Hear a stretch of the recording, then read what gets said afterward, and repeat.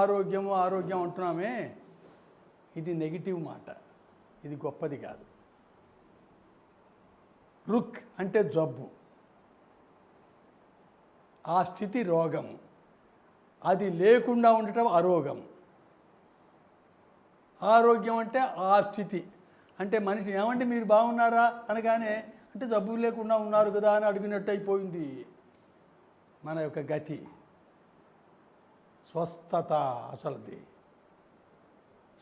స్వస్థత అంటే ఏమిటి? తను ఏ స్థితిలో ఉండాలో అదే స్థితిలో ఉండటం. ఎట్లా పుట్టాడు, పుట్టిన తర్వాత అట్లానే కంటిన్యూ అయిపోతూ ఉండాలిగా మంచి అలవాట్లతో. ప్రకృతికి దూరం అయిపోతున్నాడు, పుట్టిన వెంటనే రకరకాలైనటువంటి చెడు పనులు వచ్చేసినాయి. గత 70-80 ఏళ్ళుగా మారిపోయిన జీవనశైలి. అదివరకు హాయిగా చెంపు పట్టుకొని 2 కిలోమీటర్లు వెళ్ళాడు, ఇప్పుడు పక్కనే చక్కగా ఆరోగ్యంగా ఉన్నాడు. మలబద్ధకం పెద్ద సమస్య ఇవాళ. మలబద్ధకం మహారోగం ఇవాళ.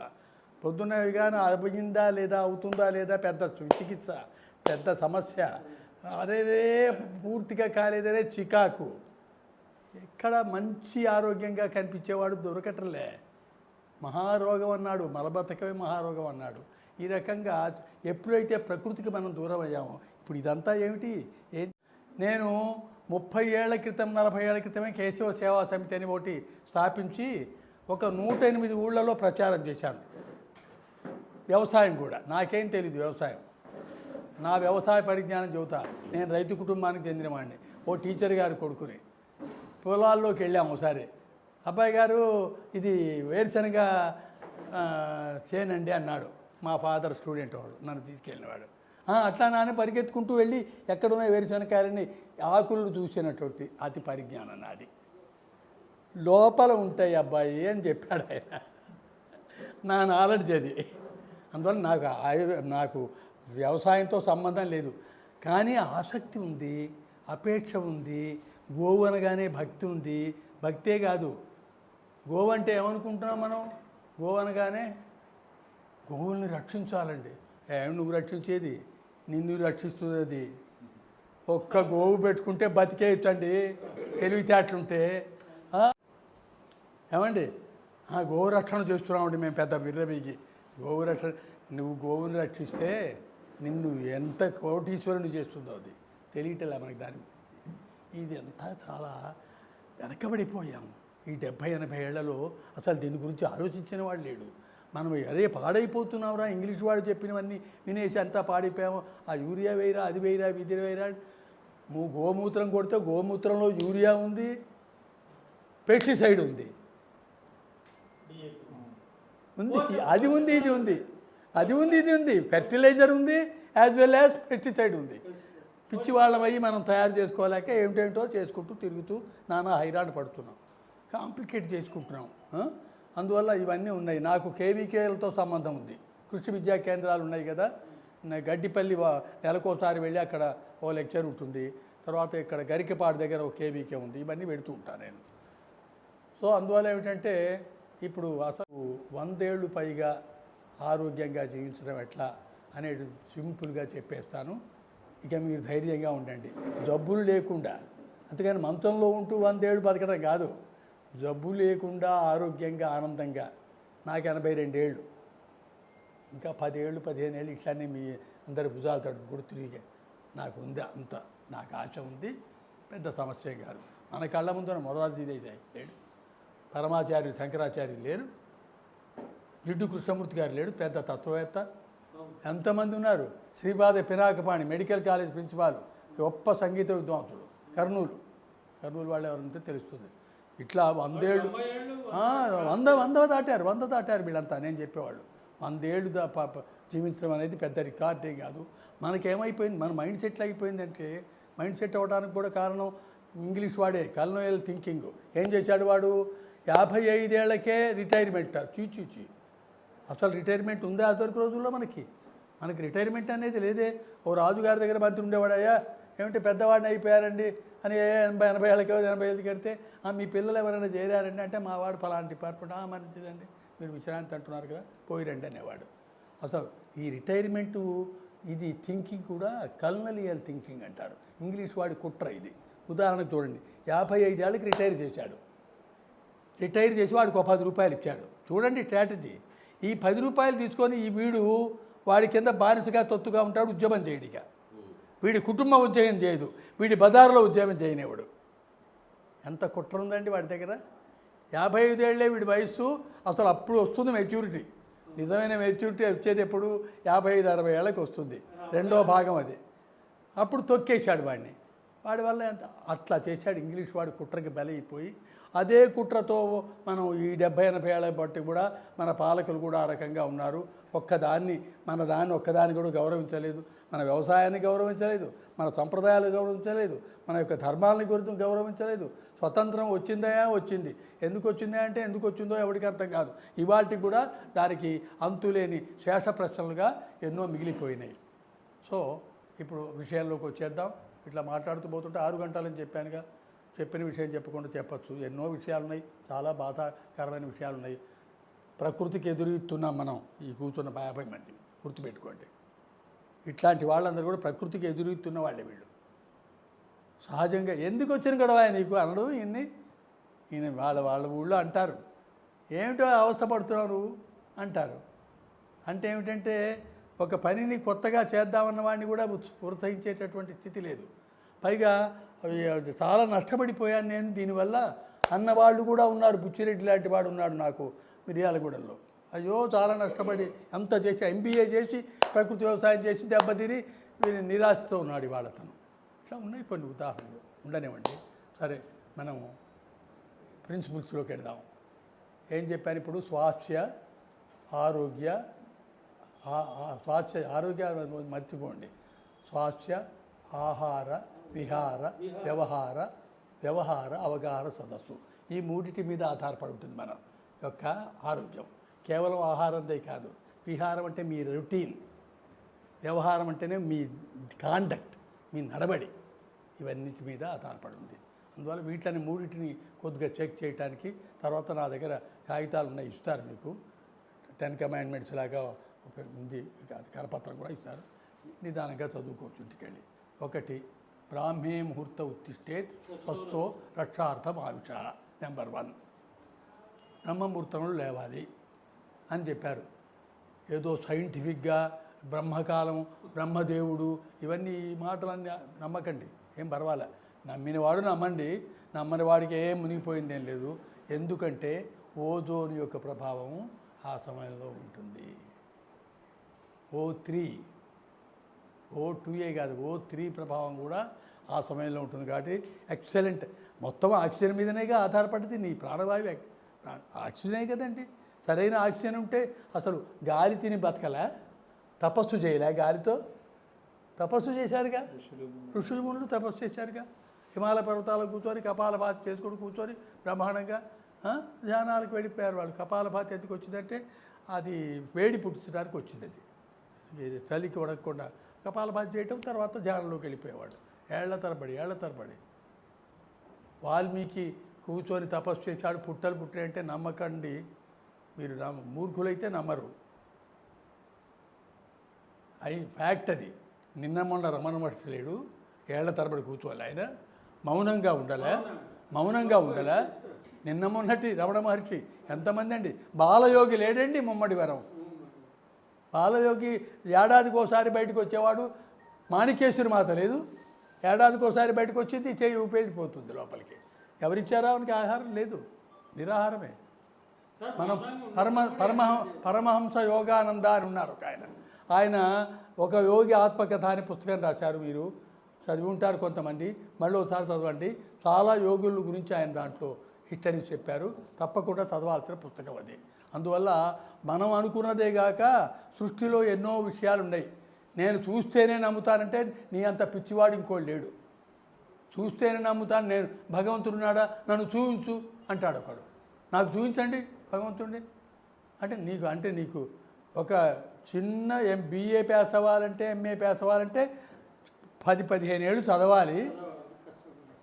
అట్లాంటిది అసలు ఈ సృష్టికంతరికి ఆద్యుడైనటువంటి ఒక పరమాత్మని చూడాలంటే ఇట్లా కనిపిస్తే నన్ను చూపించంటే చూపిస్తే అది అది అసలు హౌ ఇట్ ఈస్ పాసిబుల్, అసలు ఎట్లా పాసిబిలిటీ అంటే తప్పది, అట్లా అడగకూడదు.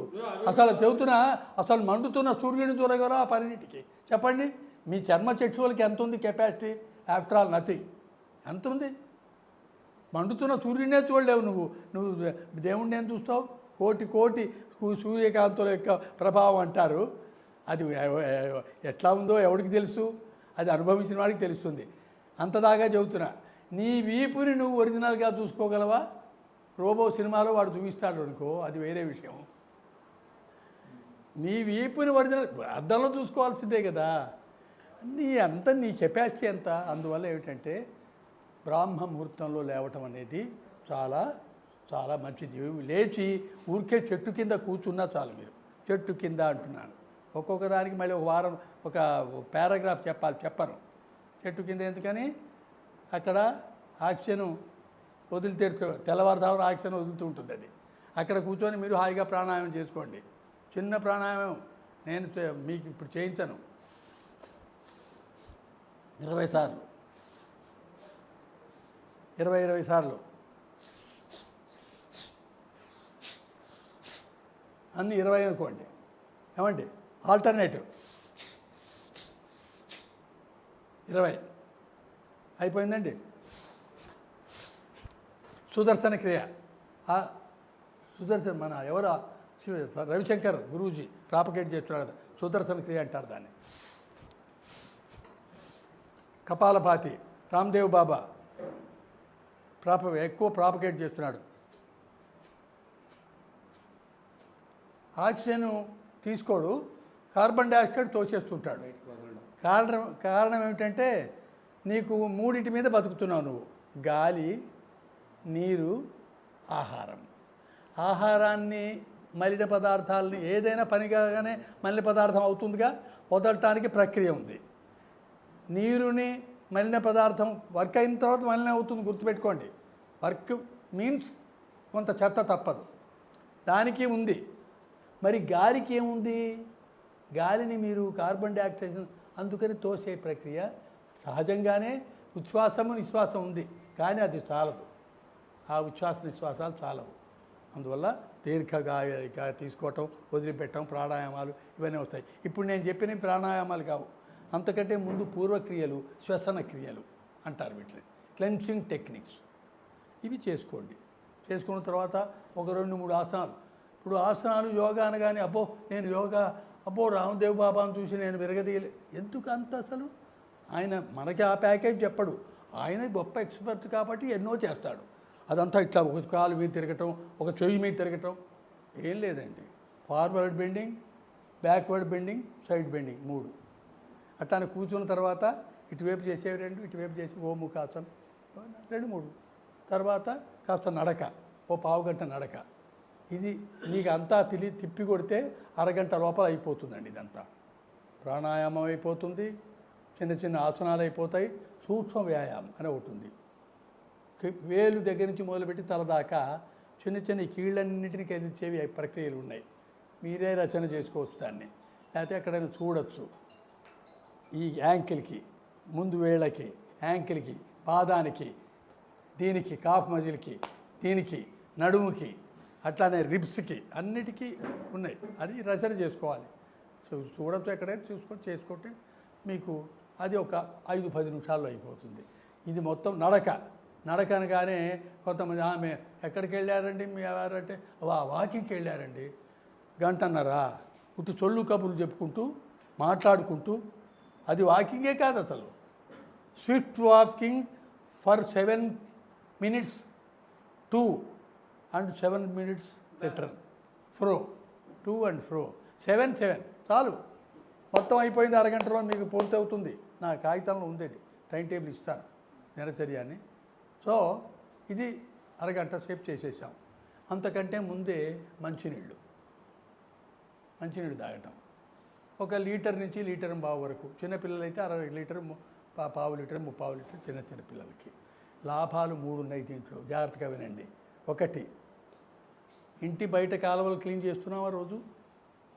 వంటి లోపల కూడా కాలువలు ఉన్నాయిగా.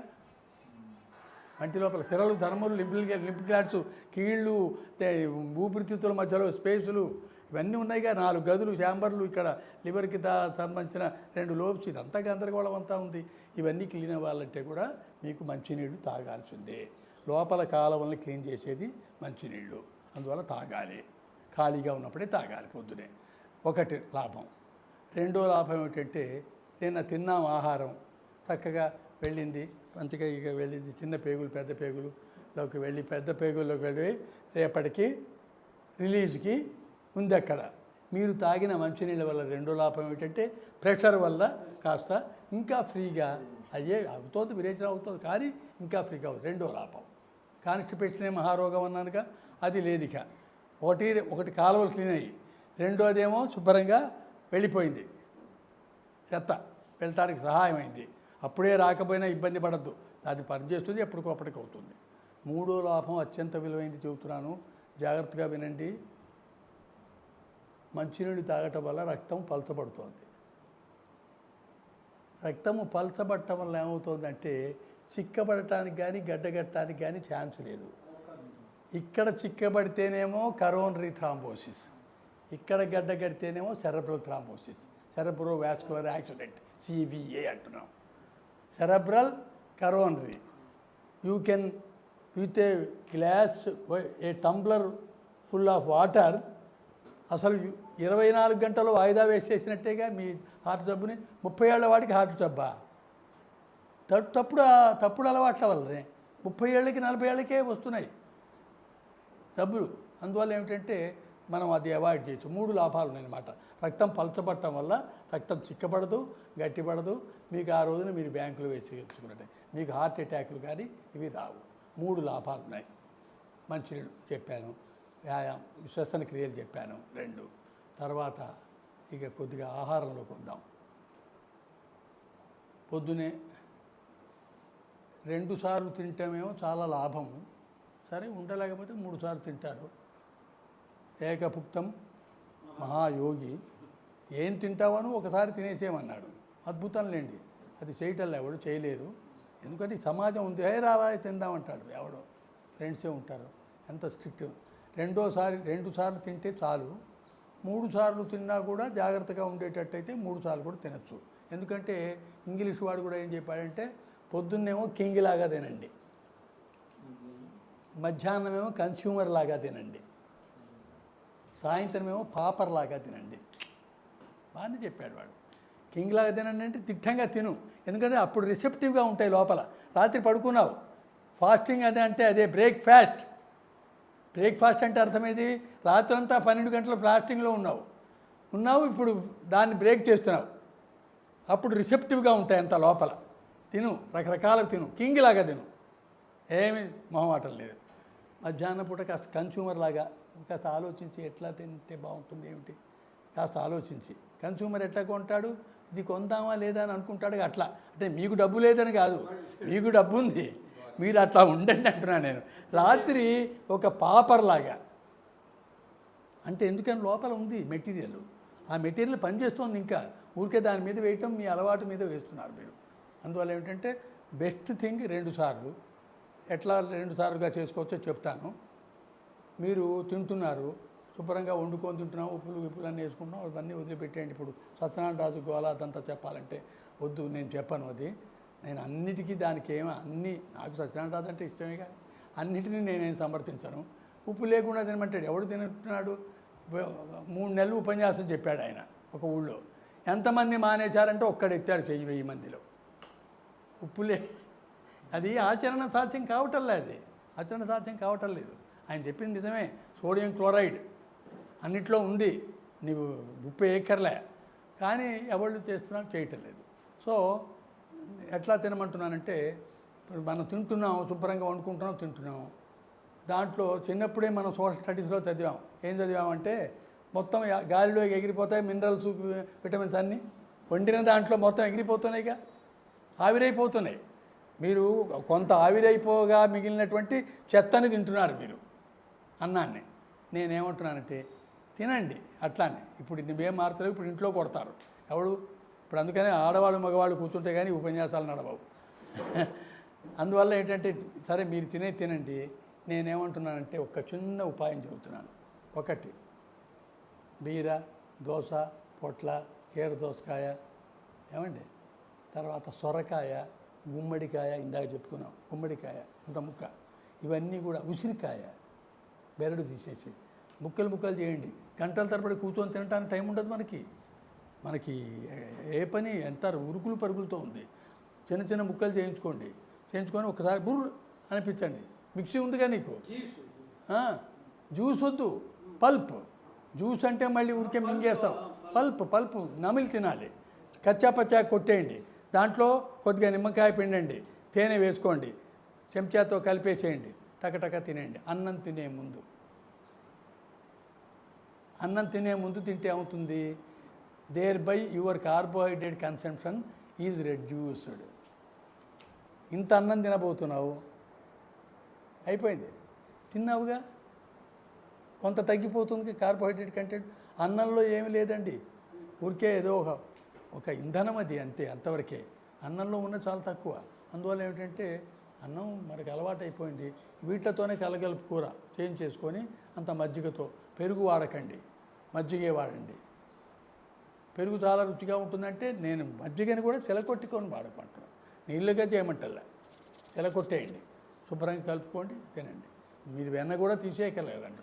ఎందుకంటే ఇక్కడికి వెళ్ళిన తర్వాత పెరుగు ఏం చేయాలంటే, పెరుగు కోసం మళ్ళీ గుండె ఎక్కువ సప్లై చేయాలి రక్తాన్ని జీర్ణం చేయడానికి. గుండె మీద హార్మ్ఫుల్ అది. గుండె రక్త ప్రసరణ ఇక్కడికి వెళ్ళాలంటే గుండె నుంచే. గుండెకి మీరు పని తగ్గించినట్టయింది. సగం కొట్టేశారు ఇక్కడ, కొట్టేటప్పటికి మీరు తినేటప్పటికి ఈజీగా అయిపోయింది, సగం పని పైన అయిపోయింది. అందువల్ల చిక్కటి మజ్జిగ పోసుకోండి, తినండి. బాగా ఇవన్నీ ఇవి కూరగాయల, ఆ కూరగాయలతోనే ఆ టమాటాలకి మటాలన్నీ కలగలుపు చేసుకొని రోటి పచ్చడి ఏదైనా బీరకాయ, వంకాయ ఉంటాయి కదా, ఆ పచ్చడి దాంట్లో కలుపుకోండి. ఆవకాయ వేసుకోండి, ఏం తప్పులేదు. మాగాయ వేసుకోండి, ఏదైనా కొద్దిగా వేసుకొని రుచికరంగా అయ్యేటట్టుకు తినండి. మెయిన్ పాయింట్ ఏంటంటే మితపుక్. హితంగా ఉండాలి నువ్వు తినేది, అంతేగా ఈ కూరగాయలు తింటున్నా తప్పట్లేదు కదా. చీచి, హితమైన ఆహారాన్ని మితంగా తినాలి. మితపుక్ అన్నారు. అందువల్ల ఏంటంటే ఆహారం తీసేసుకుంటాం. ఇక సాయంత్రం పూట డ్రై ఫ్రూట్స్ మీకు ఇష్టం వచ్చినవి ఏమైనా సరే అవన్నీ కూడా సాయంత్రం పూట. స్నాక్స్ తింటాము, ఏదో కొద్దిగా మొలకెత్తిన గింజలు తినచ్చు. పొద్దున చెప్పట్లా నేను మొలకెత్తిన గింజలు. పొద్దున మొలకెత్తల గింజలు అవన్నీ తింటే నీవు అన్నం ఏం తింటావు, ఇక తినలేవు కదా. అందుకని సాయంత్రానికి మార్చుకోండి.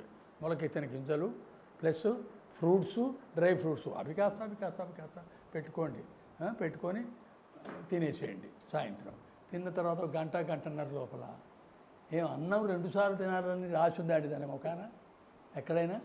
ఎంత తప్పు చేస్తున్నామండి మనం. మన పూర్వీకులు ఇట్లా ఉన్నారా?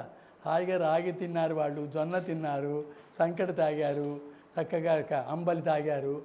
అందుకని నేనేం సజెస్ట్ చేస్తున్నానంటే, మరీ ఖాదరవలి చెప్పినంత అదే తినండి అని చెప్పటల్లా. పొద్దున అన్నం తినండి, సాయంత్రం ఈ మిల్లెట్స్, కొర్రలు, అంటు కొర్రలు, సామలు, ఊదలు, అరిగెలు 5 ఉన్నాయి. సజ్జలు, రాగులు కూడా దీంట్లోకి రావు, మిల్లెట్స్లోకి రావు. బెటర్ అన్నం కంటే బెటరే. కానీ కొర్రలు ఇట్లాంటివి చాలా స్టాండర్డు. ఎందుకని స్టాండర్డో చెబుతా. దాని స్టాండర్డు అన్నం ఉంది, ఇట్లా తడిపేసి ఎసరులో పోసేస్తే ఉడికిపోయింది. కొర్రలు పొద్దున నానేసి సాయంకాలం పూట 8 గంటలు నానిన తర్వాత అప్పుడు 8 కూతలు వచ్చేదాకా మీరు ఉంటే కానీ అది ఉడకదంటే దాని బలం ఎంత ఉందో చూడండి. చిన్న విషయమే.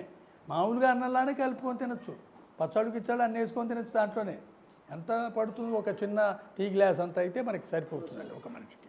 ఇది తినండి. ఇక లాస్ట్ పాయింట్గా 6-7 మధ్యలో తినేసేయాలి, తాగేసేయాలి.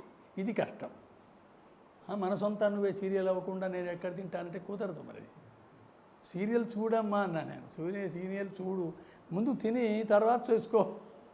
నేను సీరియల్ చూడొద్దంటే నన్ను రానివ్వరు మీటింగ్కే. సమాజం అట్లా అయిపోయింది, ఏం చేస్తాం. అందుకని సో మీరు మిగతా పనులు చేసుకుంటారు. మీరు పడుకునేటప్పటికల్లా ఇదంతా కూడా సగం అరిగిపోవాలి. సాయంకాలం 6-6:30 కల్లా మీరు ఈ కొర్రలతో తినేది ఏది ఉన్నా సరే, లేకపోతే గోధుమ రొట్టె తింటారా, జొన్న రొట్టె తింటారా, మీ ఇష్టం, ఏదైనా సరే తినండి.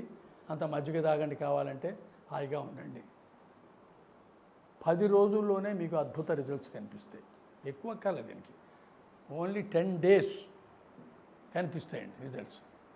ఒకటి అక్కడికి అది వదిలిపెట్టి విహారము, ఆహారం చెప్పాను కొంత, విహారములో ఇందాకనే చెప్పేశాను.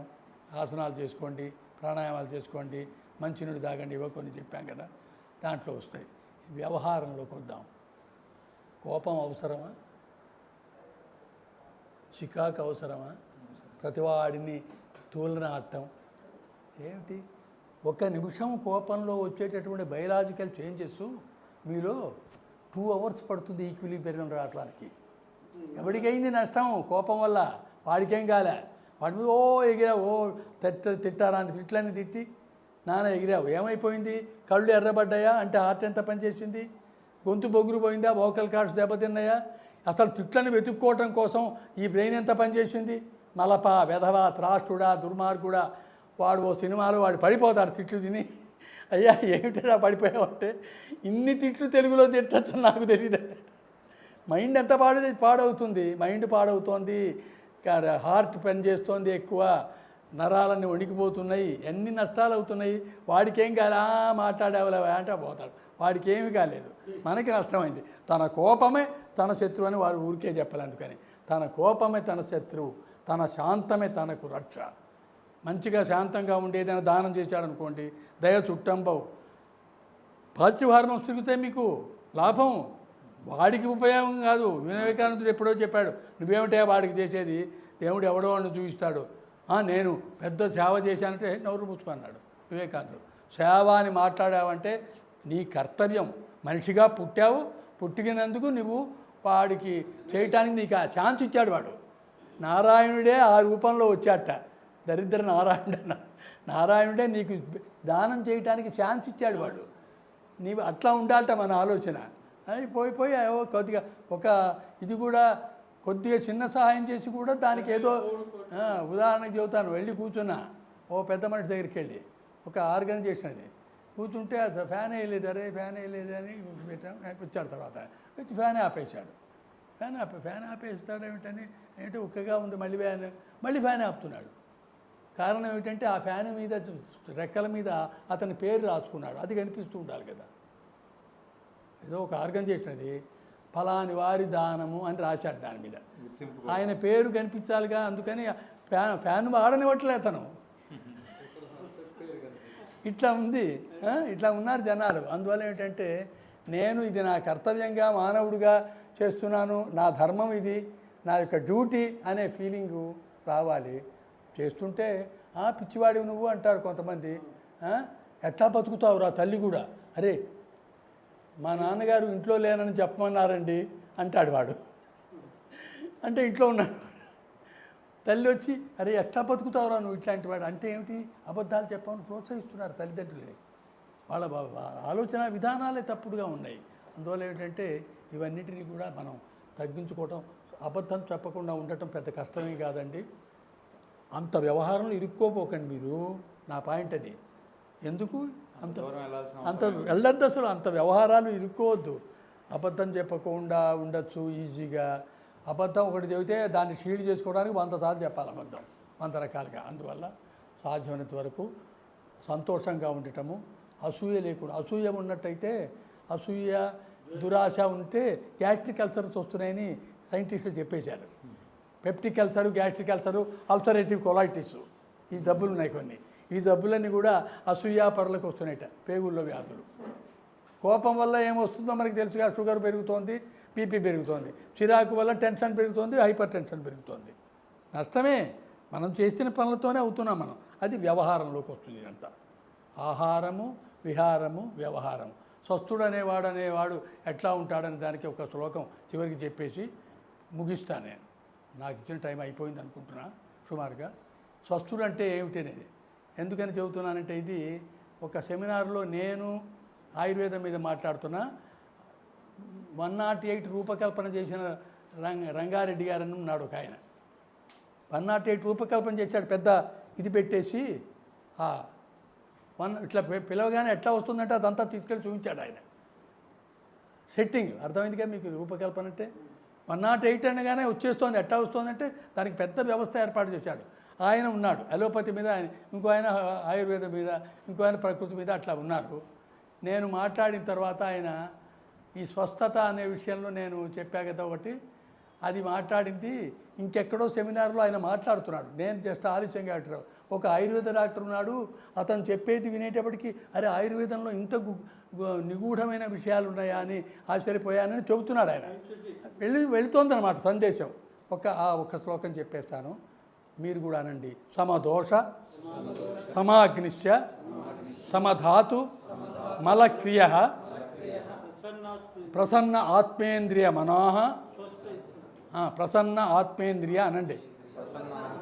మనాహ స్వస్థ ఇత్యభిధీయతే. చరకుడు కొన్ని వేల సంవత్సరాల క్రితం దీన్ని చరక సంహితలో చెప్పేశాడు. దీని అర్థం చెప్తాను. దోషాలు మూడు దోషాల వల్ల వాతపిత్త కఫాలు. ఆ 3 దోషాలు కూడా బ్యాలెన్స్లో ఉండాలి. ఎక్కువ కూడదు, తక్కువ కూడదు. మళ్ళీ చెప్పాలంటే గంట ఉపన్యాసం అక్కర్లే, అంతవరకు అర్థం చేసుకుని ఎప్పుడూ వస్తుంది మళ్ళీ. సమదోష సమాగ్నిశ్చ. అగ్నులు 3 రకాలు ఉంటాయి. నేను 4వది కూడా చెబుతాను ఒకటి సరదాగా. సమాగ్ని, విషమాగ్ని, మందాగ్ని. సమాగ్ని అంటే ఎంత ఉండాలో అంత ఉండేది. విషమాగ్ని అంటే ఒకప్పుడు ఎక్కువ ఉంటుంది, ఒకప్పుడు తక్కువ ఉంటుంది. మందాగ్ని అంటే ఏమిటి, ఉండదు. ఒక ఇంట్లోనే పుడతాడు. తల్లి అంటుంది ఏమండి వీడు కొట్టుకొని తినటం లేదండి, వీడు ఎక్కడ సృష్టిలో వస్తువులన్నీ కావాలండి వీడికి అంటుంది తల్లి. వాడు పుట్టిన వేళావిశేషం, వాడి జీన్స్లో ఆ టైంలో వాడు పుట్టిన వేళావిశేషం అట్లాంటిది అనమాట. అందుకనే అంత ఆలోచించారు. ఆ జైగోటు తయారైన వేళావిశేషం అది. సో అందువల్ల అగ్ని కూడా సమంగా ఉండాలి. ఇవి 4 కాకుండా, ఈ 3 కాకుండా భస్మ కాకిన ఉంది. చూసి వాడిని అసలు మనం భరించలేము. సృష్టిలో ఉన్నదంతా పెట్టినా మళ్ళీ ఏమైనా ఉందా అని అడుగుతాడు వాడు. భస్మ కాకిని సార్ తీసి. సమాగ్నిశ్చ సమధాతు. ధాతువులు 7 అండి. రస, అశ్రు, మాంస, మేధ, అస్థి, మజ్జ, శుక్రాణి, ధాతవ. అంటే నీ శరీరాన్ని నిలిపేవి అన్నమాట ఇవి. ఇందాకటేమో వాత పిత్త కపాల బేసలు రూల్ ఓవర్ చేసేవి. ఈ రూల్ ఓవర్ చేసేవి వేట మీద ఎఫెక్ట్ ఇస్తాయి. రస అంటే అన్నం తింటామే, కైల్ అంటారు. అన్నం తిన్నప్పుడు ముద్ద ఉందిగా తయారైంది. రస, రక్త, మాంస, మేధ, అస్థి. ఒకదానికంటే ఒకటి డెవలప్డ్ అనమాట. అస్థి, మజ్జ అంటే బోన్ మ్యారో, ఎముకల మధ్యలో మూలుగు, ఇంకా సుపీరియర్. అంతకంటే శుక్రం అంటే ప్రొక్రియేటివ్ వర్క్ చేసేటటువంటి రిప్రొడక్షన్ వర్క్ చేసేది. స్త్రీలకి ఆర్తవం అంటాము, పురుషులకైతేనేమో శుక్రం అంటాం. ఇవి సప్తధాతువులు. ఈ ధాతువుల్ని కూడా సమానంలో ఉండాలి. ఎక్కువ ఉండద్దు, తక్కువ ఉండద్దు, బ్యాలెన్స్గా ఉండాలి. సమధాతు మలక్రియ. మలములు 3 ఇందాకనే చెప్పుకున్నాగా. స్వేదము, పురీషము, మూత్రము 3 మలములు. ఉపమలాలు ఉన్నాయి కొన్ని. ఎక్కడ స్టాగ్నేషన్ ఉంటుందో అక్కడ ఉపమలాలు వస్తాయి. నిద్రపోయావు, కళ్ళలో పుసులు వస్తున్నాయి, ఉపమలాలు. చెవుల్లో గుబిలి, నాలుక మీద పాచి, ముక్కు లోపల చీమిడి, ఇవన్నీ ఉపమలాలు. ఇవన్నీ కూడా ఎక్కువ రాకూడదు, తక్కువ రాకూడదు, ఎట్లా ఉండాలో అట్లా ఉండాలి ఈ మలాలన్నీ కూడా. సమధాతు మలక్రియ. ప్రసన్న. ఇవి ఉన్నాయి, ఇవి బ్రహ్మాండంగా ఒకడికి ఉన్నాయి. బ్రహ్మాండంగా ఉన్నాడు మైక్ టైసన్ అని ఉన్నాడు ఒకడు. వాడు బ్రహ్మాండంగా ఇవన్నీ ఉంటాయి, కానీ రోజు నేరాలు చేస్తుంటాడు వాడు. Mike Tyson boxer.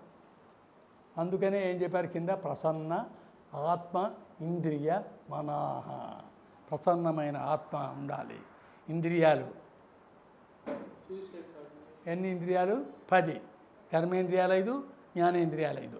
అన్నీ బ్యాలెన్స్గా ఉండాలి. ఇది మనసు ఉభయాత్మకం. కర్మేంద్రియం, జ్ఞానేంద్రియం కూడా. ఇవన్నీ కనుక బాగున్నట్టయితే వాడిని స్వస్థుడు అంటారు అని ఓ పెద్ద నిర్వచనం ఇచ్చాడు. గంటల తరబడి దీని మీద చర్చించుకోవచ్చు, మాట్లాడుకోవచ్చు. అందువల్ల మీరందరూ విన్నందుకు సంతోషం.